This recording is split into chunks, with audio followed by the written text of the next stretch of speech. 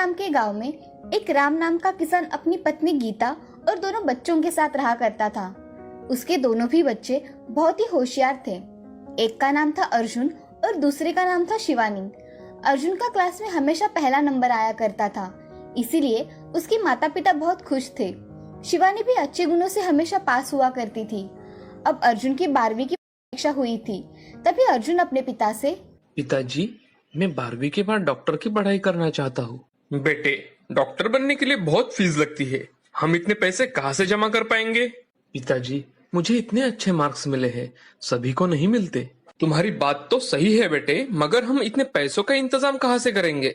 पिताजी, अगर आप हमारे खेती पर थोड़ा कर्जा ले लेते तो मेरा काम हो जाता। वैसे भी जब मैं डॉक्टर बन जाऊंगा तो आपको इन सब की क्या जरूरत पड़ेगी? राम ये बात सुन दुविधा में पड़ जाता है और खेती पर साहूकार से कर्ज ले लेता है। अब उन पैसों से राम अर्जुन की एडमिशन करवा देता है। अर्जुन पढ़ाई करने में व्यस्त हो जाता है।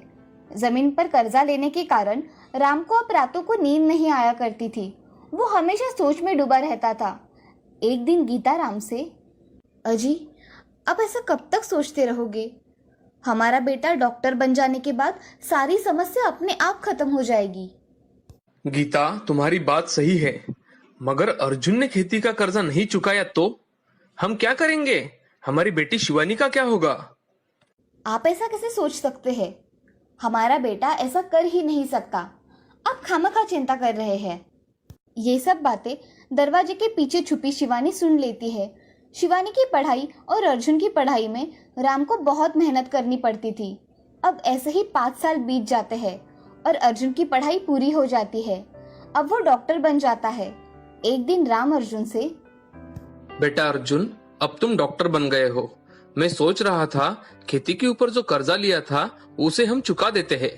पिताजी, आप सही कह रहे हो, जमीन का कर्जा चुका देंगे, मगर मुझे अभी थोड़ा वक्त चाहिए क्योंकि मैं मेरा अस्पताल बनवाना चाहता हूँ। ठीक है बेटे, अब मैं फोन रखता हूँ।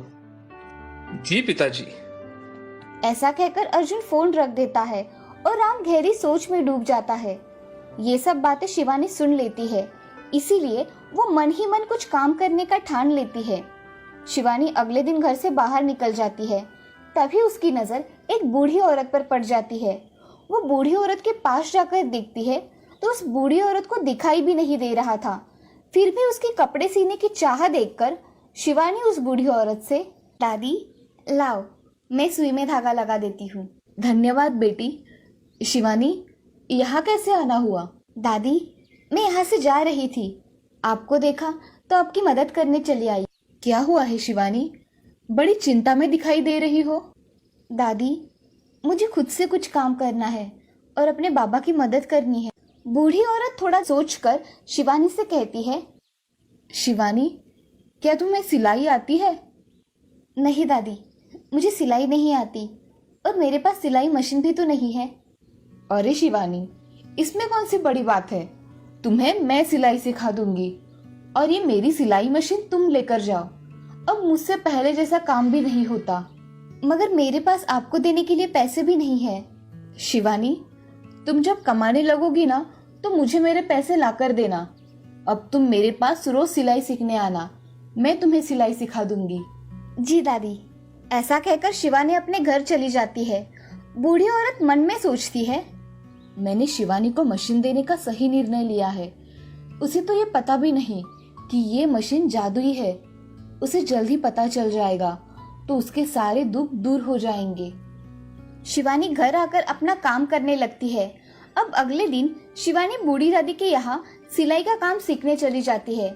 दादी उसे सब काम निपुणता से सिखाती है। उसकी काम करने की चाह देख बूढ़ी दादी खुश हो जाती है। 8 दिनों बाद शिवानी सिलाई मशीन लेकर अपने घर चली जाती है। घर जाकर शिवानी भी ड्रेस सिलाती है। तभी उसके पास उसकी पड़ोसी कमला आ जाती है। कमला गीता से, अरे गीता, तुम्हारी शिवानी कपड़े सिलाती है क्या? हाँ, उसने अभी अभी सिलाई करना सीखा है। वो बहुत अच्छे कपड़े सिलाती है। मुझे भी एक ड्रेस सिलाना था मेरी बेटी के लिए। क्या शिवानी सिला देगी? हाँ देगी ना। आप उसके नाप का एक ड्रेस शिवानी को दे दीजिए, शिवानी सिलवा देगी। ठीक है। ऐसा कहकर कमला अपने घर चली जाती है। वो अपने बच्ची का ड्रेस लेकर शिवानी को दे देती है और शिवानी से, इस कपड़े का बहुत अच्छा ड्रेस बनाना, मेरी बेटी परी लगनी चाहिए। जी। ऐसा कहकर शिवानी उस ड्रेस को काटकर अच्छी तरह से ड्रेस बनाती है। वो ड्रेस इतना अच्छा बनता है कि उसकी सहेलियां भी उससे ड्रेस सिलाने के लिए आ जाती है। अब कुछ ही दिनों में शिवानी बहुत अच्छे से ड्रेस सिलने लगी थी। अब उसके पास थोड़े बहुत पैसे जमा हो जाते हैं। उन पैसों को लेकर शिवानी बूढ़ी औरत के पास चली जाती है। दादी, आप कहाँ हो? मैं यहाँ हूँ शिवानी, कमरे में। शिवानी कमरे में चली जाती है और बूढ़ी दादी को कुछ पैसे देकर कहती है, दादी, ये मैंने कुछ पैसे जमा किए हैं, ये लो सिलाई मशीन के पैसे, बाकी के बाद में दे दूंगी। शिवानी, मुझे इन पैसों की कोई जरूरत नहीं है, तुम इसे अपने पास ही रखो। और मैं तुम्हें एक राज की बात बताने वाली हूँ, वो ध्यान से सुनना। क्या बात है दादी? शिवानी, मैंने तुम्हें जो मशीन दी है वो जादुई मशीन है। तुम उसके सामने रात को कपड़े काट कर रख दो, सुबह सब कपड़े सिलवा के तैयार हो जाएंगे। मगर अब तक तो ऐसा कुछ नहीं हुआ दादी। क्योंकि अब तुम काम में निपुण हो गई हो, कमाने के काबिल बन गई हो, इसीलिए मैंने तुम्हें ये बात अब बताई है। आज से सिलाई मशीन तुम्हारी सहायता करेगी। धन्यवाद दादी, आपने मेरी बहुत मदद की है। जाओ और अपना काम करो। जी दादी। ऐसा कहकर शिवानी अपने घर चली जाती है। घर जाकर रात के समय शिवानी उस मशीन के सामने एक कपड़ा रख देती है और सोने चली जाती है। सुबह जब शिवानी उठती है तो उस कपड़े का ड्रेस सिला के रखा हुआ था। अब शिवानी ऐसे ही बहुत सारे ड्रेस सिलाया करती थी। उसके सिलाए हुए ड्रेस सभी को बहुत पसंद आया करते थे। अब शिवानी की ड्रेस देख एक दिन स्कूल की प्रिंसिपल उसे बुला लेती है और शिवानी से, शिवानी, मैंने सुना है तुम बहुत अच्छे ड्रेस सिलाती हो। जी मैडम, जिसको जैसे ड्रेस चाहिए मैं वैसे ही सिला के दे देती हूँ। शिवानी, इस साल स्कूल के बच्चों की ड्रेस की ऑर्डर मैं तुम्हें देना चाहती हूँ, क्या तुम कर पाओगी? हाँ मैडम, मैं कर लूँगी, आप सिर्फ मुझे कपड़ा दे देना। ठीक है, कपड़ा तुम्हें कल मिल जाएगा और काम हो जाने के बाद पैसे मिलेंगे। ठीक है मैडम। शिवानी वहाँ से चली जाती है। अगले दिन शिवानी को स्कूल से ढेर सारे सिलने के लिए कपड़े मिलते हैं। शिवानी उन कपड़ों को काटने लगती है। कुछ समय बाद शिवानी बहुत सारे कपड़े काटकर सोने चली जाती है।